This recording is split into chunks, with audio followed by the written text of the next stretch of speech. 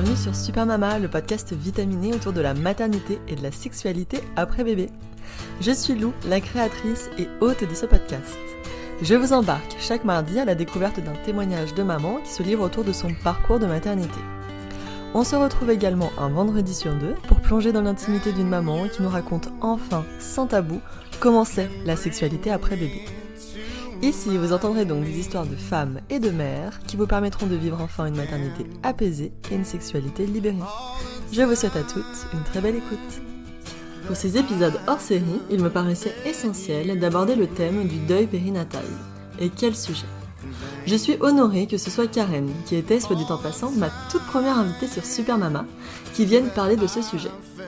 Le deuil périnatal renvoie à quelque chose d'impensable, qui n'est pas dans l'ordre des choses et qui est caractérisé par le fait de perdre un enfant avant même qu'il ne voie le jour ou qu'il parte dans ses premiers instants de vie. Cette épreuve bouleversante et terriblement dure ne peut que laisser place à un traumatisme plus ou moins fort chez les personnes qui le vivent. Alors comment se remettre de cette épreuve si atroce ? Quelles sont les ressources qui peuvent nous aider à surmonter l'insurmontable ? Et puis finalement, comment faire son deuil et retrouver malgré tout goût à la vie ? Karen répondra à toutes ces questions de manière sincère et incroyablement touchante. Alors merci mille fois Karen pour ta confiance.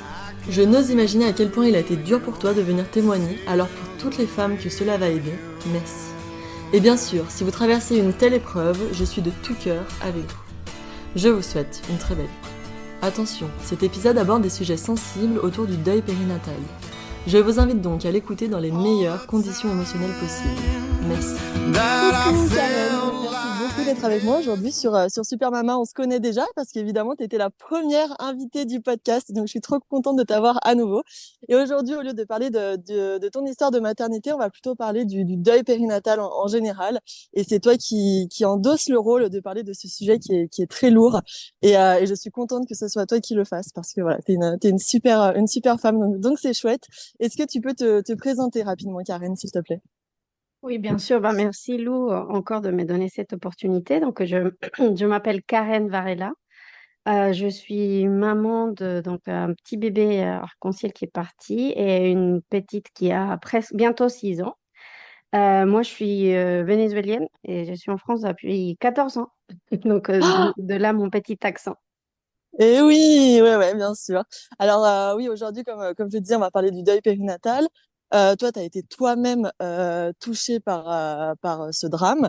Est-ce que tu peux nous expliquer rapidement qu'est-ce que c'est que le deuil périnatal pour les mamans qui ne seraient pas au courant? Bon, le deuil périnatal, c'est un peu le deuil qu'on vit quand on perd un bébé, peu importe le stade de notre Mhm. grossesse. Donc, c'est lié à cette perte de ces petits êtres qui venaient compléter un peu notre vie et que, voilà, à un moment donné, ça s'arrête. Même si on fait un IVG, on a le droit de faire un deuil périnatal. Donc, Bien sûr. c'est ça, c'est lié à la perte de ces bébés et qui ne touche pas qu'à la maman, ça touche aussi le papa et à notre entourage. Mais il y a quelque chose, je pense que c'est un sujet sur lequel on n'en parle pas beaucoup, parce que des fois, en France et dans beaucoup de pays, on a ces trucs qu'on ne dit pas qu'on est enceinte jusqu'à qu'on ait 3 mois, Et pour oui, être sûr que la grossesse, elle est viable, etc. Sauf que si elle n'était pas viable, personne sait et personne peut supporter cette maman. Et donc, c'est une souffrance qu'on vit en solitude. Et je pense que c'est quand même important de savoir que même si c'est bébé, moi je préfère les appeler bébé, avait moins de 3 mois, il était déjà présent dans le corps de sa maman. Sa maman pouvait d'une certaine façon sentir qu'il était déjà là parce qu'il a quand même changé son corps. bien Et, sûr. et c'est tout à fait valable.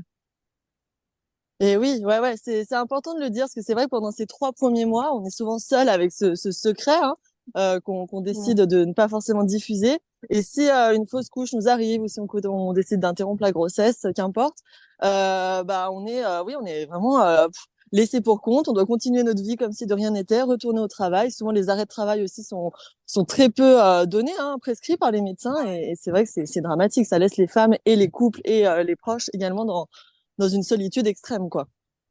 Oui, et surtout que dans les cas des IVG, la faute est mise sur la mère. Alors Ah que oui. Dans presque la majorité des cas, bon après il y a des cas un peu plus compliqués où on réalise des IVG, mais pourquoi on fait des IVG? Parce que les femmes, nous sommes dans la précarité. Nous ne sommes pas prêtes à accueillir un bébé parce que nous n'avons pas les bonnes conditions professionnelles, économiques, etc. Nous sommes toujours en train de nous créer une vie, une stabilité pour pouvoir être maman.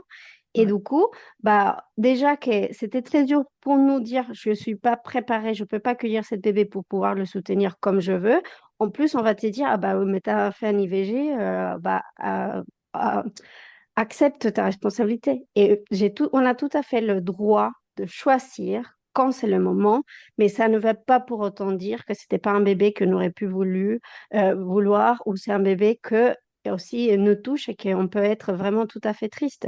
J'ai l'histoire d'une copine, elle a, en fait, peu importe le moyen de contraception qu'elle utilise, elle arrive quand même à tomber enceinte. Donc, à un moment, Ah je lui ouais. dis, il y a quelque chose, il y a des problèmes de malabsorption, il y a un problème lié à ça parce qu'elle est déjà tombée 5 fois enceinte. Sauf qu'elle était très jeune, elle n'aurait pas pu assumer ça. Donc, à la 5e fois qu'elle est allée, elle était en pleurs, elle dit, je voudrais tellement ces bébés, mais je peux pas. Qu'est-ce que je veux lui donner de sa vie? On l'a fait culpabiliser, on l'a Oh, maltraitée.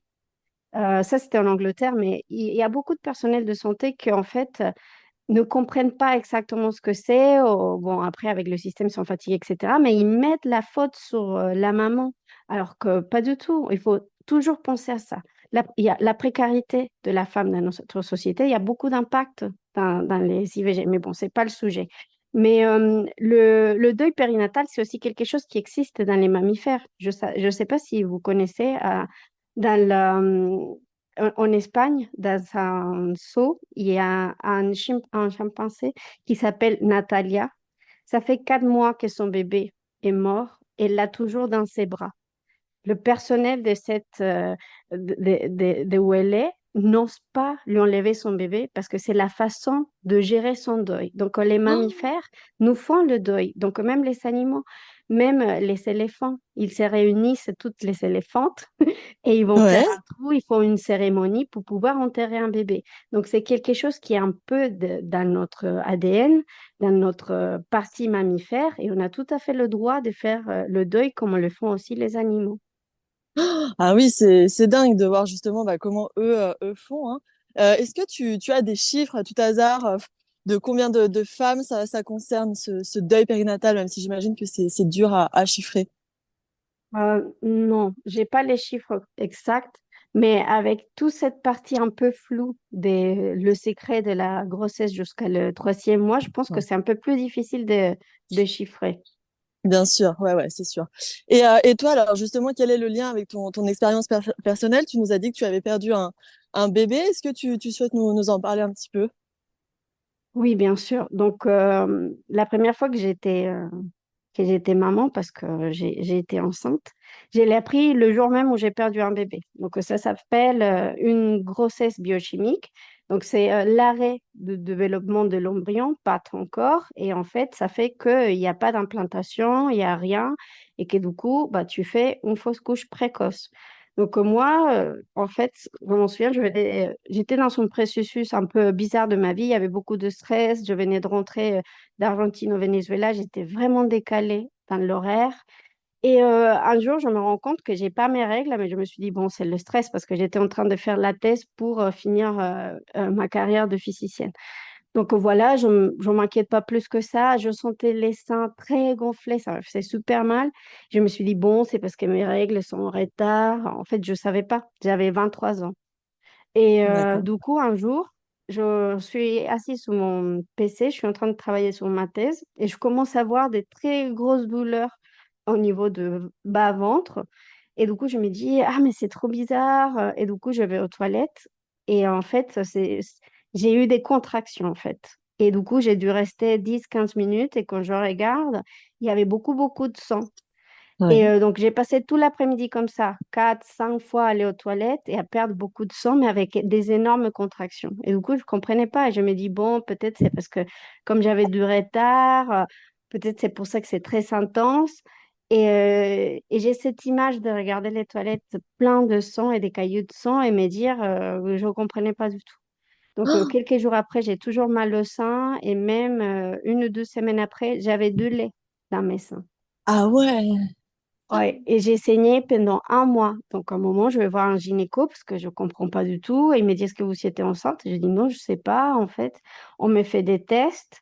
Et en effet, j'avais la prolactine très, très élevée. Donc, ça explique que j'avais aussi de lait. Mais on commence à chercher un tumeur à l'hypophysis, etc. À voir tout à côté alors que c'était plus qu'évident.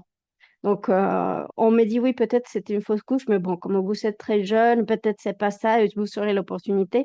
Donc, on m'a dit tout de suite ce que c'est, mais tout de suite on me l'a enlevé parce que j'étais jeune et parce que peut-être j'aurais pu avoir la possibilité d'avoir un enfant.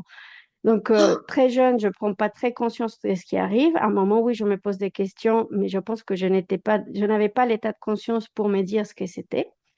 Et en fait, bon, j'ai appris l'année dernière que on m'a diagnostiqué l'endométriose. Donc ça, c'était il y a 15 ans. Et après, en 2018, j'arrive une deuxième fois à tomber enceinte. Et donc, je pense que grâce à ces bébés que moi, je dis que c'était un garçon, mais je l'ai appelé Lucas, je dirai tout à l'heure pourquoi. J'avais même pas un jour de retard et mon corps m'a dit, t'es enceinte parce que je Ah savais ce que ouais. ça voulait dire, qu'est-ce que ça Ouais. représentait dans le corps et qu'est-ce que ça voulait dire. Et donc, j'ai dit, ah oui, je me sens enceinte. Le lendemain, j'ai fait des tests.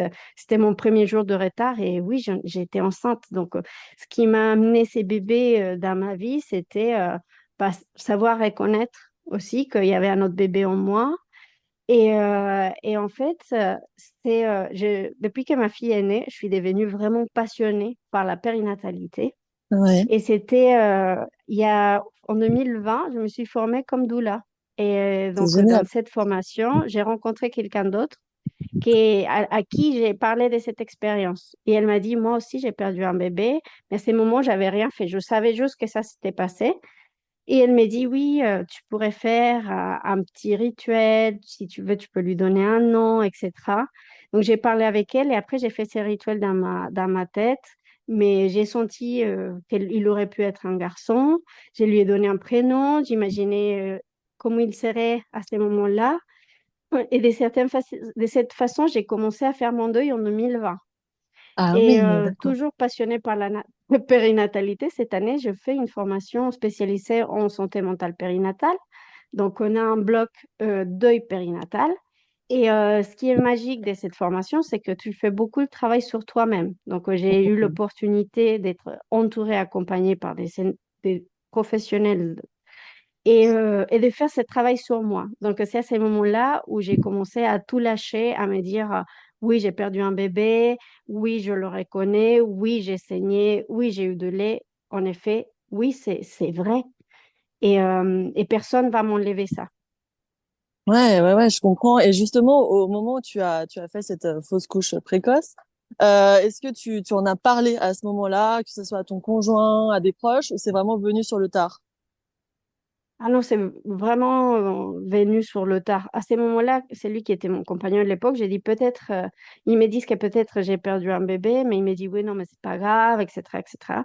Mais en 2020, quand je suis consciente et j'ai dit oui, je vais pas le laisser traîner, cette émotion ou cet événement traumatique, même pour moi.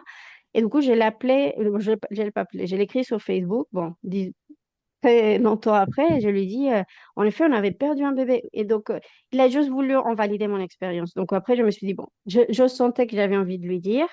S'il veut pas le Ouais, recevoir, bah, c'est pas à moi de gérer ça. Donc, bien sûr. du coup, je lui dis, je t'ai déjà dit, si un jour tu veux en parler, bah, je serai là. Mais voilà, je ne l'ai pas laissé non plus posséder des émotions qui ne m'appartenaient pas sur moi.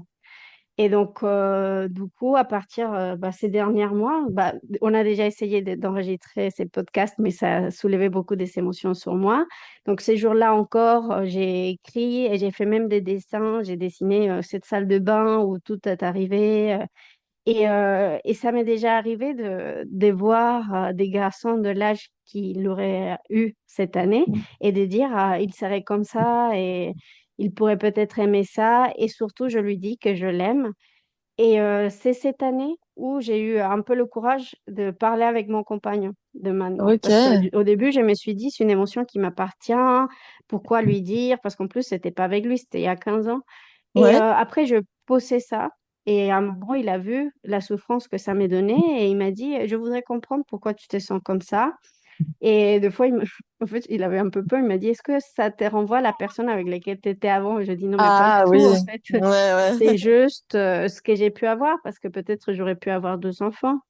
Oui, bien Et sûr. c'est ça, c'est que j'ai senti un peu qu'on m'avait volé mes Mm. sentiments juste en me disant, oh, vous êtes jeune, vous serez un bébé. Sauf que peut-être pas, parce que j'ai essayé plein de fois de ma vie d'être enceinte et j'ai juste tombé enceinte une fois de ma fille.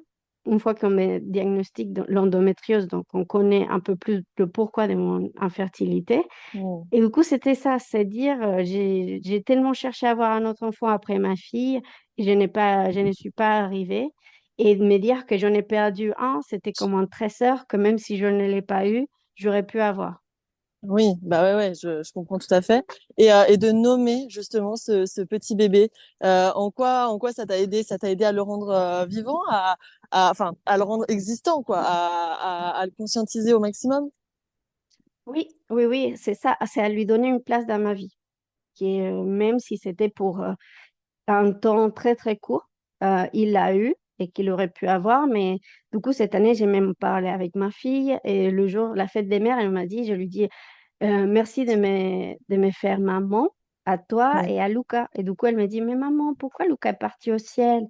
Et j'ai dit, bah, je sais pas, ma chérie, c'était juste, il a fait ce qu'il devait faire ici et du coup, il est parti au moment où il devait partir parce que ça, c'est aussi incontrôlable.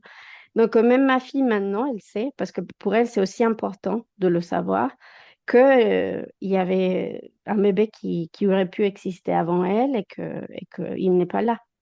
Et oui, bien sûr. Et alors pourquoi ce prénom Luca? Je sais pas. Ça m'est venu, c'était juste évident. Quand je me suis dit, ah oui, j'ai perdu un bébé, je su tout de suite que c'était un garçon Ouais. et je lui ai donné ses prénoms. Ah, bah écoute, je trouve que c'est une chouette manière justement de le faire exister.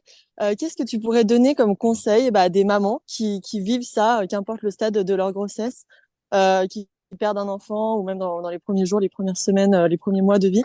Qu'est-ce que tu pourrais leur donner comme conseil pour survivre à cette épreuve qui est inimaginable, quoi. Ouais. Bah déjà, je veux leur dire que le deuil, c'est un process naturel et un processus, pardon, qui dépend de chaque personne. Donc, il est individuel et que ça dépend de comment tu le sens. Et aussi, ça veut dire que parce que tu perds ton bébé aujourd'hui, tu vas être prête aujourd'hui à pouvoir l'assumer. Parce que c'est beaucoup de douleurs, c'est beaucoup, ça s'étale sur ben, moi, j'ai mis presque 15 ans pour faire vraiment, vraiment mon deuil. Et en fait, c'est ce qui est difficile, c'est déjà accepter cette perte, cette absence, que même des fois, si on était peut-être pas prêt à recevoir ces bébés, donc ça va être quand même une absence. Et donc, c'est dire, savoir transiter ces émotions avec douceur et avec amabilité sur soi-même, de se dire que, bon, au moment où je serai prête, bah, je vais en parler. Et quand elle se rend prête aussi, faire un petit rituel. Donc, le petit rituel, ça peut aller depuis écrire juste une lettre pour ses bébés et pour mettre sur le papier les sentiments qu'elle ressent. Ça peut être la frustration, de la tristesse, ce qu'elle ressent. Et aussi, après, bah, si elles veulent, on parlait avec son entourage, avec son partenaire. Et c'est sûr qu'à partir de, une fois qu'on commence à faire le deuil, on a une nouvelle relation avec la douleur. Et cette nouvelle relation avec cette douleur, ça va dépendre de la personne, de comment elle vit sa vie, etc. Après, par exemple, pour moi, j'ai choisi de lui donner un prénom, mais peut-être pas. Ou même, il y a des personnes qui font des rituels ou cherchent un petit caillou, l'enterrent dans la nature, font des fleurs, allument des bougies.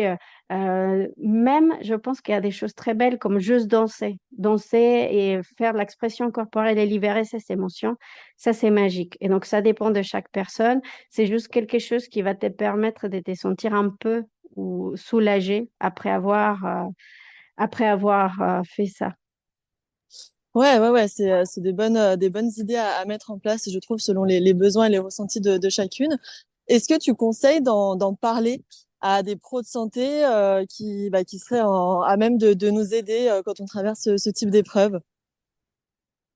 Oui, oui. Je pense que si vous sentez que vous avez une bonne écoute de la part de professionnels de santé que vous êtes accompagné, surtout, oui, il faut en parler. Après, si vous sentez que la personne ne vous accompagne pas, vous pouvez vous arrêter et après chercher quelqu'un. Par exemple, je sais que ma sage-femme, elle est très à l'écoute, mon médecin traitante, elle est très à l'écoute, mais il y a d'autres médecins qui le sont un peu moins. Donc après, ça dépend aussi de la relation de confiance qu'on a avec eux, parce que aussi l'objectif de pouvoir parler, c'est pouvoir que la personne en face puisse accueillir nos émotions d'une manière safe pour nous aussi, et que ça ne nous fasse pas sentir encore plus coupable. Après, bah, il y a aussi tous les thérapeutes, les thérapeutes, les psychothérapeutes, les psychologues, les psychiatres, etc. Moi, je trouve que dans la vie de tous les jours, c'est très bien avoir un suivi psychologique le jour. Pour moi, c'est comme aller à la salle de sport. Il faut voir un psychologue. Et du coup, Ouais, donc, ouais. si on a cette support-là aussi d'en parler. Et, euh, et quoi d'autre? J'allais dire aussi que le personnel médical, il peut aussi il peut pas souffrir de deuil lié à cette perte périnatale de ses patients. Donc, il y a des personnels de santé qui est très sensible, très à l'écoute et qui accueillent beaucoup. Et donc, eux aussi, des fois, ils se font accompagner pour surpasser cette épreuve de deuil des patientes qui s'accompagnent. Et après, je voudrais parler aussi il y a un autre type de deuil, donc pas les pertes. C'est au début de la grossesse, il y a aussi des Ouais, pertes, genre à la fin de la vie de bébé. oui, Donc, par exemple, il y a des bébés où on a diagnostiqué des maladies où lesquelles ils vont survivre que quelques jours, que quelques heures, ou où il y a la mort intra-utérus. Ça, c'est oui. aussi de deuil. Et je suis pas très informée comment ça se passe en France, mais par exemple, dans les pays comme l'Espagne et aux États-Unis, on peut, par exemple, tu accouches ton bébé et tu peux avoir le temps de passer des temps avec ton bébé. Je trouve que ça, c'est très, très important pour le processus de deuil. Donc, tu accouches ton bébé. Ici, donc, tout c'est basé pour le bien-être de la maman, parce que comme le bébé, il n'y a plus de battements, donc on se base sur le confort de la maman. Mm. La maman, elle peut accoucher son bébé et du coup, elle peut être entourée de sa famille, même de ses parents, pour pouvoir vivre ces moments-là avec son bébé.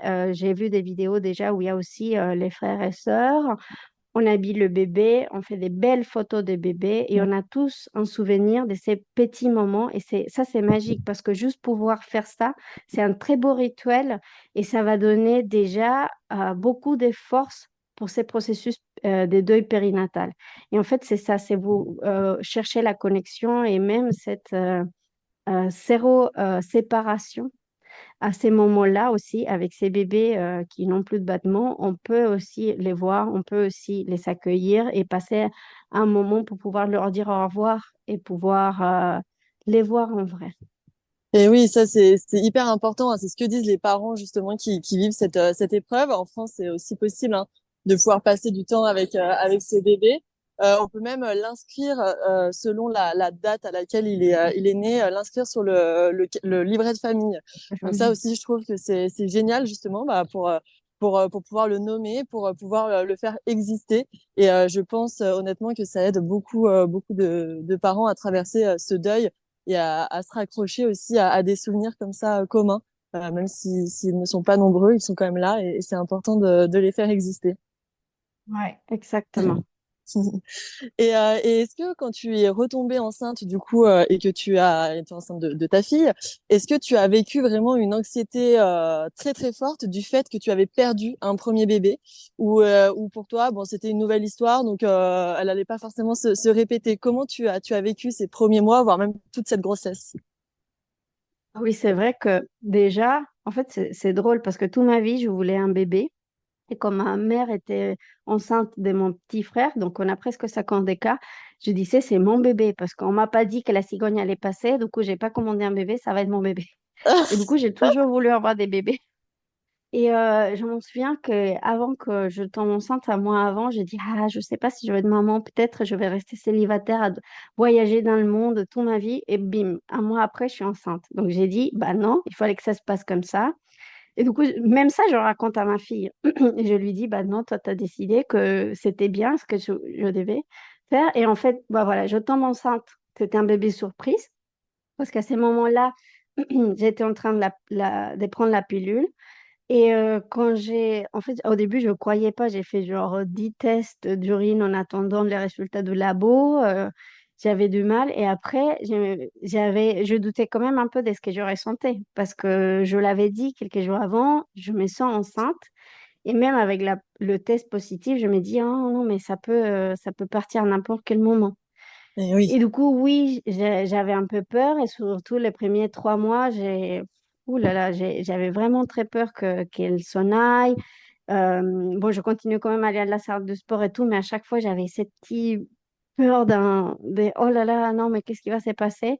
Et, mais après, j'ai senti aussi quelque chose de différent. Je me suis dit, bah non, ces bébés, elle va arriver parce que je me suis dit, non, je vais arrêter de penser à ça parce que c'est pas bien et je me dis peut-être plus j'en pense, plus ça peut arriver. Du coup, je me suis dit, je vais essayer de faire sortir cette idée de ma tête. Ouais.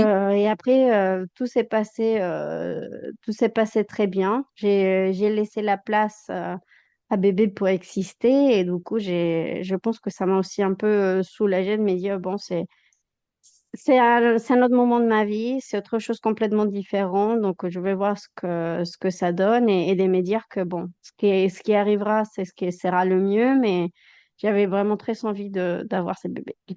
Et ouais, j'imagine ô combien tu en avais envie. Est-ce que tu connais des ressources, Karen, que ce soit des livres, des podcasts? Je crois qu'il y a le podcast Au revoir podcast qui parle justement du deuil périnatal. Est-ce que toi, tu connais d'autres ressources qui pourraient aider les parents qui traversent ça? Oui, je n'ai là de tête, non, mais je te passerai la liste que je mettrai en description. Bien sûr, ouais. Oui, je n'ai et j'ai même, il y a un film que j'adore. Là, je m'en souviens pas par cœur le nom, mais c'est un film magnifique qui parle justement de deuil périnatal. Donc, c'est une maman qui accouche à la maison, le bébé naît et après un moment, le bébé a un problème, je crois que à son cœur et le bébé, il meurt. Donc, au début, elle était triste et bien sûr, c'était à sa façon, mais sauf que tout le monde essayait d'émettre les émotions que eux, ils ressentaient sur cette mère. Alors Et qu'elle ouais. disait, mais laisse-moi tranquille. Et en fait, elle a essayé de reprendre sa vie normale et de vivre à sa façon, mais sauf que tout le monde était un peu contre elle. C'est un peu dur, des fois, sa mère lui disait, oui, mais on dirait que tu souffres pas. Et en fait, c'est ça que je trouve très dur. Et ce que je disais tout à l'heure, chacun a son process de deuil, peu importe lequel, c'est le correct pour cette personne-là. Donc, tout le monde, et il commence même à faire un procès contre la sage-femme qui avait accouché ces bébés-là, parce que c'était Ah, leur façon de vivre leur deuil à son mari, surtout à sa mère à elle. Et du coup, ils avaient beaucoup de rage, et du coup, ils ont ouais. fait ces procès. Et du coup, quand elle doit témoigner, bah, elle dit que la sage-femme n'y était pour rien. Et il y a quelque chose de beau qui arrive pendant tout le film, c'est, tu vois au début que quand le bébé est né, elle sent son bébé. Et elle passe des mois à collecter des pépins, des pommes, parce que, Oh, et à un moment, elle en achète plein et elle enlève juste les pépins parce qu'elle a dit, quand mon bébé est né, il sentait la pomme. Et du coup, oh, ah elle ouais. commence après à faire germer ses graines. Et après, à la fin, tu vois qu'elle a un énorme pommier dans son jardin qui venait de tous ces graines. Et c'est ça, en fait. C'est la façon de vivre son deuil à sa façon et ce qu'elle a fait. Parce que quelque chose que c'est aussi important de la douleur, c'est que la résilience, il y a la résilience, il y a une croissance post-traumatique. Ça veut dire que aussi, on va beaucoup apprendre de cette expérience et que ça va nous toucher dans une façon qu'on sera une, une nouvelle personne avec des nouvelles capacités, mais grâce à cette douleur. pour voir aussi le positif. Ça veut dire que, en fait, de chaque expérience négative, on a toujours une croissance post-traumatique après, et c'est voir qu'est-ce que ça m'a fait, comment ça m'a affecté, et c'est aussi des choses positives au passé des années. Et ouais, bien sûr, comme quoi de chaque expérience, on peut quand même retirer quelque chose de positif. Et Karen, si, imaginons, on est confronté à ce deuil, mais qu'on est un proche, un coparent, une sœur, une collègue, et une femme vient nous raconter cette épreuve qu'elle est en train de vivre, qu'elle a subie il y a plus ou moins longtemps. Qu'est-ce qu'on peut dire en tant que proche à ces femmes-là? Qu'est-ce que tu conseilles? Quelle attitude adopter? Comment se positionner? C'est vrai que c'est pas toujours évident, hein, justement, comme tu le disais, parfois on croit bien faire et finalement c'est pas forcément ce qui convient à la personne qui vit ce deuil. Donc, qu'est-ce que tu pourrais dire à ces accompagnants pour qu'ils puissent aider au mieux? Ouais. Je pense que le plus important, c'est la présence. C'est leur dire, je suis là pour toi, aussi l'écoute, parce que des fois, pour pouvoir accompagner et être présent pour ces gens-là, il n'y a pas besoin de mots. Donc, on peut juste être là pour la personne, les écouter, leur faire un câlin et leur dire que on est là pour eux. Et je pense que des fois, ça aide encore plus que quand on veut leur donner des conseils, parce qu'on ne sait jamais comment ça peut être pris, parce que les conseils, c'est basé sur notre expérience à nous et sur notre vision du monde. Et donc, du coup, juste être à l'écoute est très pressant. Et aussi, si on veut aider, on demande à la personne, qu'est-ce que je pourrais faire pour toi? À la Ouais, place de tout venir simplement. déposer mes sentiments et ma vision. Et Mm. peut-être ça peut choquer ou pas la personne, mais pour éviter ça, c'est mieux dire comment je peux t'aider, qu'est-ce que je peux faire pour toi. Et voilà, pour moi, ça, c'est le plus important. Et ouais, très bonne astuce.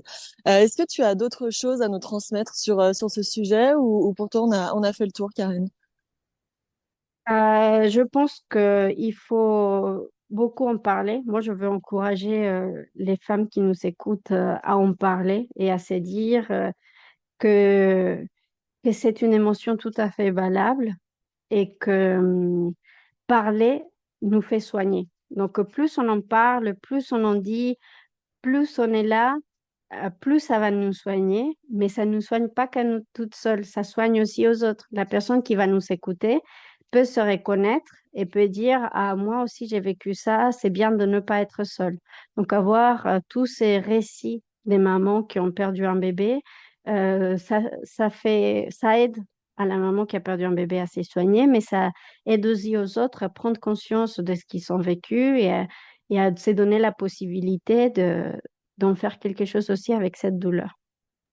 Et ouais, en parler, c'est vraiment la clé. Et justement, bah, merci.